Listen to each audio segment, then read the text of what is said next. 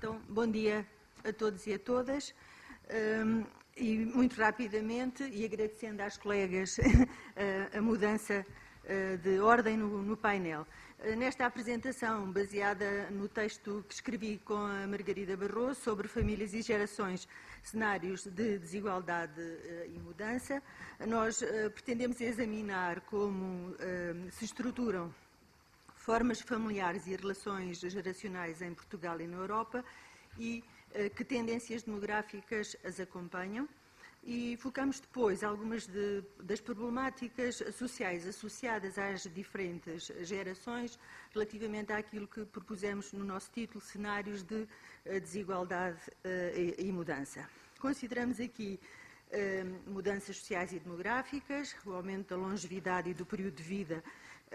que se compartilha agora com as gerações ascendentes e descendentes durante mais anos e o controle da fecundidade que fez mudar bastante a configuração das estruturas geracionais que passaram a ser, em vez de piramidais, de cariz tubular, com menos pessoas, menos elementos em cada geração. Tem-se também em conta a mudança de valores e a posição das mulheres na sociedade, o seu papel na esfera privada e na esfera pública. Assim, no que respeita à estruturação das formas familiares e às relações entre gerações, nós encontramos efetivamente desigualdades e diferenças bastante significativas naquilo que designamos por modos de fazer família, adotando aqui uma expressão do David Morgan, e também a nível dos modos de relacionamento geracional. Há, portanto, como todos nós sabemos, de facto, muito menos famílias alargadas a 3 ou mais gerações coabitantes, embora as gerações convivam e pela longevidade tenham mais possibilidades de conviver. Há mais famílias de casais sem filhos, reduziu o número de famílias de casais com filhos e cresceu para o dobro o conjunto de pessoas que vivem sós. E estas pessoas que vivem sós são, sobretudo, a geração idosa, ainda que a geração mais nova progressivamente também vá estando nesta situação do ponto de vista residencial e familiar. Na nossa análise, consideramos 3 gerações, para melhor operacionalizarmos o que queríamos evidenciar, numa perspectiva da Anne Gauthier, que nos propõe que possamos analisar as gerações na sua relação com o Estado-providência e o emprego. A geração das famílias e jovens até aos 15 anos, a geração da população ativa e a da população em idade de reforma, com 65 anos ou mais, e todas elas, como também já aqui hoje foi evidenciado, naturalmente, noutras perspectivas, com desigualdades e diferenças internas. Observa-se a grande discrepância no peso proporcional de cada uma destas gerações por comparação com há meio século atrás. Vemos uma geração mais jovem que corresponde a menos de metade do que representava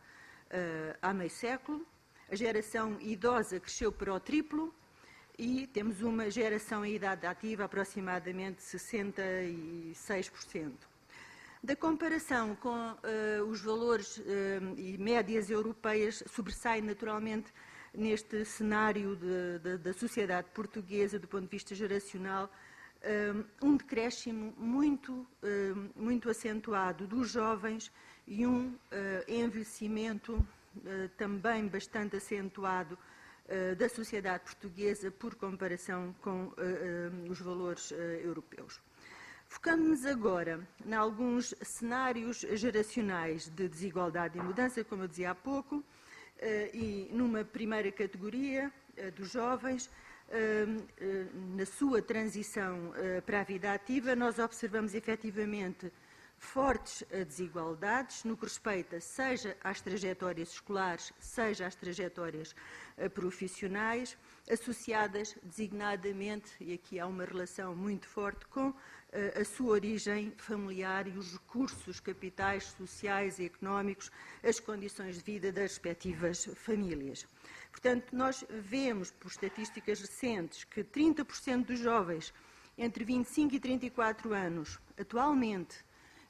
e já que hoje foi apontada a questão da escolaridade, têm uma escolaridade inferior ao ensino secundário, ainda nos dias de hoje, portanto, são dados de 2016, inserem-se no mercado de trabalho em atividades muito pouco qualificadas, de baixa remuneração, e isto são efetivamente valores muito dispares, porque representam cerca do dobro de pessoas nesta situação, gerações jovens, entre 25 e 34 anos, quando a média europeia é à volta de 15, 16%. Contrastam assim, efetivamente, trajetórias de transição para a vida adulta,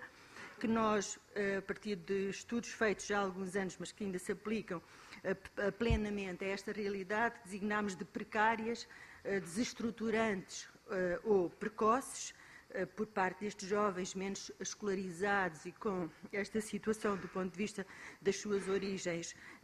familiares e das suas trajetórias sociais, e estes jovens tendem a fazer mais rapidamente uma transição para a parentalidade e também para a vida adulta, ainda que premiada de todas estas fragilidades, precariedades e situações de emprego e desemprego. Ou outros ainda que poderemos encontrá-los nem a estudar, nem a trabalhar. Outras transições que se contrastam com estas, por outro lado, são as transições dos jovens mais escolarizados, com outra inserção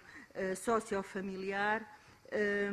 portanto, associadas a famílias detentoras de capitais sociais, culturais e económicos mais significativos. Portanto, há, de facto, este contraste e as formas de transição destes jovens mais qualificados, nós designámos-las por progressivas, lúdicas ou profissionais. Eles ficam mais tempo em casa dos pais, preparam a sua entrada no mercado de trabalho, têm a proteção da família até assegurarem efetivamente essa transição, sabendo nós que cada vez mais também a precariedade está presente na situação de jovens com escolaridade elevada, mas tendo aqui talvez mais o respaldo da família e o apoio do contexto familiar para fazer face a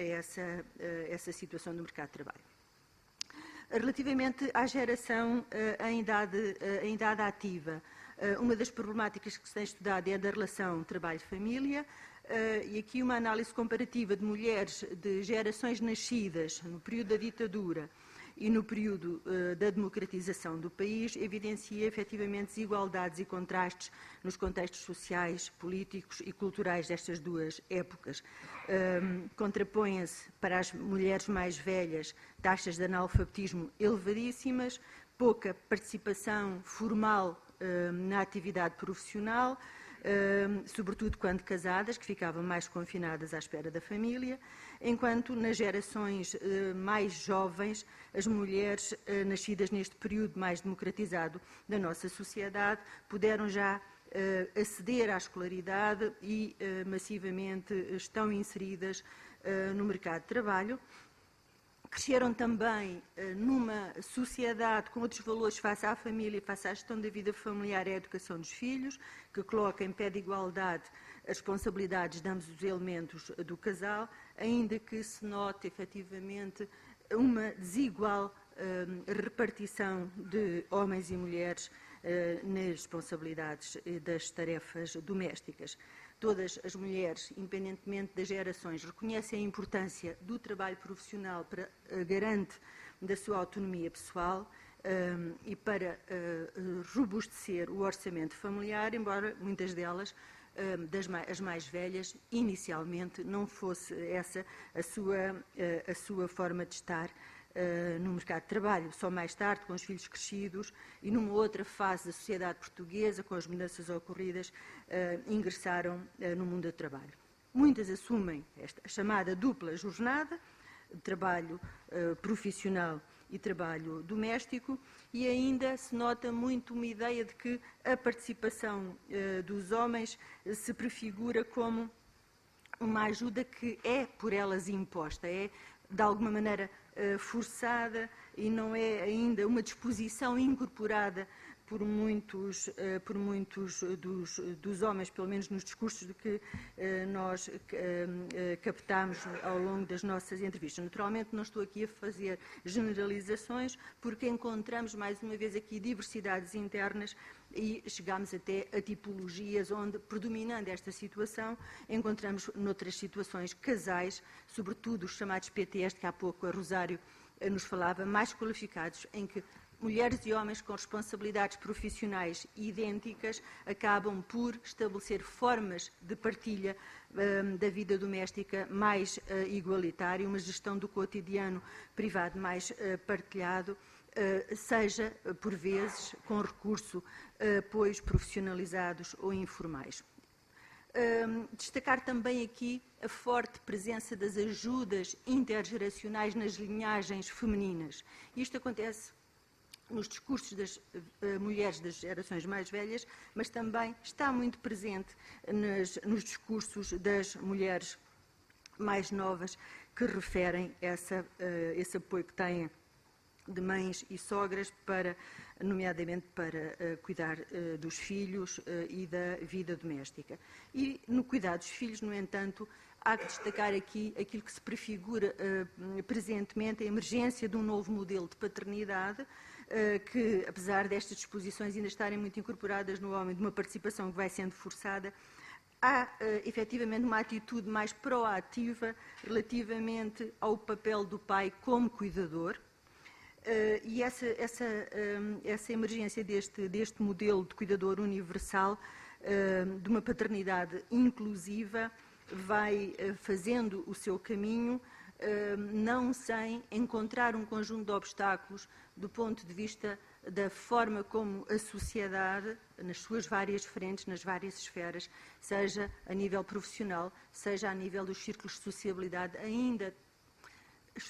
manifestarem mais espontaneamente a expectativa de que a primordial responsabilidade no cuidar dos filhos cabe às mães. Mas, em todo caso, como eu dizia, as leis têm ajudado, as medidas de política têm ajudado nesse caminho, licenças parentais partilhadas passaram a existir em Portugal desde o ano 2008, 2009, no entanto, apenas 25% dos homens as usam e usam-nas no tempo mínimo necessário para assegurar que o tempo global de licença que se tem quando do nascimento de um filho é assegurado à família. Portanto, há aqui ainda um gap significativo. E esse gap e esta dificuldade foi reforçada na medida em que a lei saiu pouco antes da nossa crise económica, e a situação de crise, de precariedade e de desemprego fez ainda reduzir mais o sentido dos direitos subjetivos dos homens a expressarem o seu desejo de utilizar esta licença. E falando, por fim, da terceira categoria das gerações idosas e das suas dependências de apoio, eu já as referi como tendo aumentado significativamente, e elas aumentaram devido ao ao aumento da esperança de vida, que se verificou em todos os países, embora também aqui encontremos diferenças notórias entre o que acontece, por exemplo, na Europa, nos países mais desenvolvidos, por comparação com países do continente africano, onde a longevidade é muito mais reduzida. Mas, portanto, como eu dizia há pouco, é cada vez maior o número de anos do percurso de vida vividos após a transição para a reforma. E isto coloca questões designadamente relativamente ao prolongamento ou não da idade para entrar na aposentadoria. e coloca-nos também perante a necessidade de subdividir a categoria dos idosos, com 65 anos ou mais, em outras subcategorias, na medida em que encontramos internamente esta ampla categoria, que pode ir até aos 90 ou mais anos de idade, situações diferentes de dependência ou de autonomia por parte desta geração. Portanto, são várias as problemáticas e as áreas de investigação associadas a estas gerações séniores, reveladoras de que estamos efetivamente perante um fenómeno relativamente recente e a carecer de mais estudos. Temos lançado várias pesquisas aqui no CIES, elas têm estado a decorrer de várias formas, a nível dos processos de transição para a reforma, dos modos de vida das gerações mais velhas e das suas redes de entreajuda, da pobreza na velhice face às baixas pensões que muitos ou a maioria dos idosos recebe, as condições de habitação e de desigualdade de acesso a cuidados de saúde e da qualidade de vida em geral e da qualidade nomeadamente das residências dos idosos menos autónomos, quando eles precisam de sair das suas próprias casas e do ambiente familiar, de acordo com dados muito recentes da OCDE e do Eurofund. E já que estamos a falar em qualidade de vida, eu passava agora à Margarida para também focar nesse aspecto e outra dimensão da nossa pesquisa. Bom,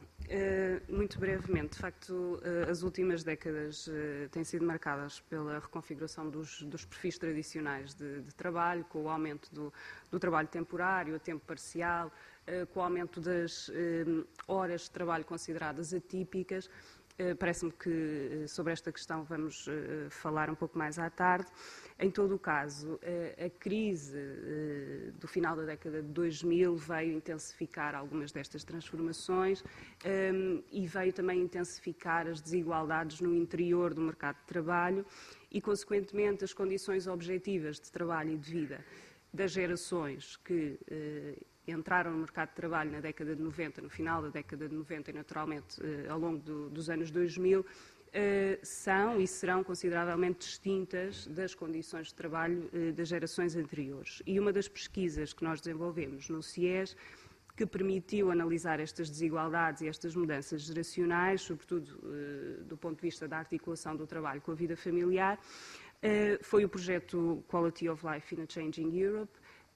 em que analisámos a qualidade de vida dos cidadãos europeus em 8 países europeus e, portanto, aplicámos um questionário a trabalhadores em idade ativa em 4 setores de atividade distintos e fizemos também estudos de casos organizacionais e entrevistas com estes profissionais. E, portanto, o estudo demonstrou que a intensificação da globalização, a internacionalização do trabalho, a própria requalificação, portanto, a própria mudança do perfil qualificacional dos trabalhadores veio intensificar estas diferenças entre os mais velhos e os mais novos, uma geração mais nova, tendencialmente mais qualificada, mas com condições de trabalho mais precárias,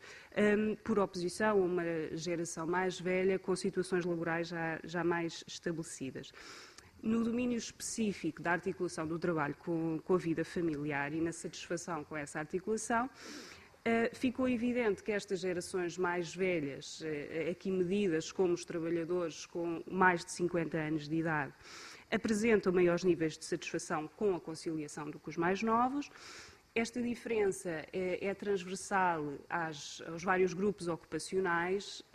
aos vários níveis de qualificação e ocorre inclusivamente dentro das mesmas organizações. E, por exemplo, um dos estudos de caso que nós fizemos em todos os países foi no setor público hospitalar.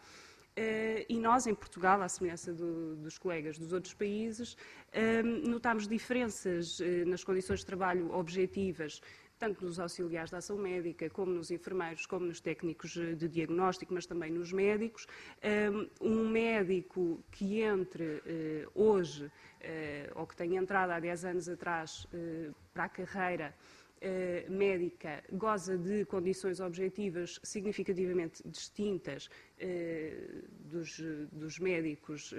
com mais de 50 anos e isso verifica-se logo ao nível da relação de emprego, portanto, as gerações mais velhas conseguiram um contrato permanente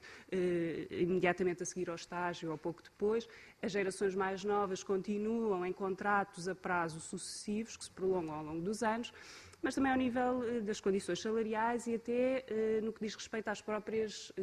horas de trabalho, que acabam por ser mais intensas. E, portanto, isto é, como digo, transversal aos diferentes grupos profissionais e ocorreu também em todos os países. Agora, é claro que, e tal como aconteceu no setor hospitalar, aconteceu noutros setores. Um outro exemplo muito evidente foi o setor da banca, que também analisámos, caracterizado durante muitos anos pela presença de sindicatos fortes e pela garantia de condições de trabalho relativamente atrativas para os seus recursos humanos,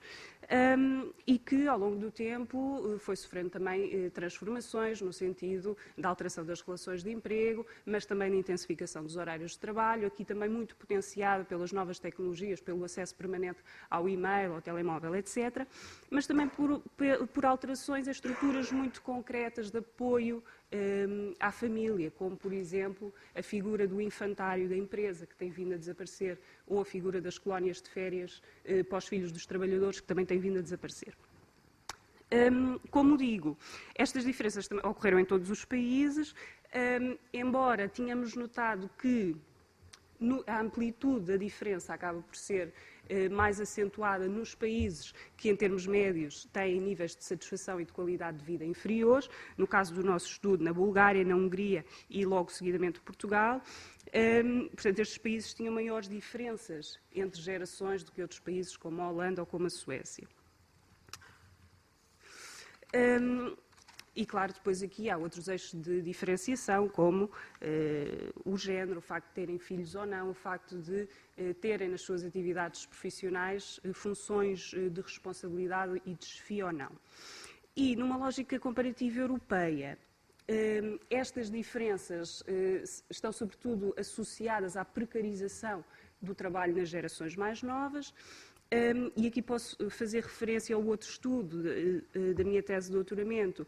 em que comparei trajetórias profissionais de trabalhadores portugueses a trabalhar em Portugal e suecos a trabalhar na Suécia numa mesma empresa multinacional, e em que, de facto, se vê que o peso da configuração institucional acaba por ser determinante na configuração destas trajetórias profissionais e de vida, dando o exemplo para uma função equivalente na mesma empresa, no mesmo grupo multinacional. Os trabalhadores suecos tinham trajetórias muito mais diversificadas do ponto de vista das áreas de estudo, das experiências de trabalho, tendo, na maior parte dos casos, períodos de pausa em que viajaram, em que ganharam experiência no exterior. E se compararmos isto com o caso dos portugueses, as motivações e as lógicas sempre foram muito tirar o curso, acabar o curso e entrar no mercado de trabalho o mais rapidamente possível. Isto só para dar um exemplo. Para terminar, e também numa nota mais positiva, mas também para deixar aqui alguma questão para debate. Apesar de nós notarmos objetivamente condições muito distintas entre gerações, nomeadamente do ponto de vista do trabalho, dados mais recentes do Inquérito Europeu à Qualidade de Vida do Eurofound demonstram que as percepções da existência de tensões entre gerações, entre mais velhos e entre mais novos, são, de um modo geral, muito reduzidas. E, para além disso, têm vindo a reduzir também. Portanto, se compararmos estas percepções entre 2007 e 2016, que são os anos para os quais há dados disponíveis, esta percepção de tensões entre mais velhos e mais novos reduziu cerca de 7 pontos percentuais, sendo que no grupo dos mais novos, e aqui no caso de Portugal, entre os 18 e os 35 anos, Portugal é o país onde estas percepções com base na idade são as mais reduzidas. E, portanto, deixo aqui esta questão que podemos eventualmente discutir.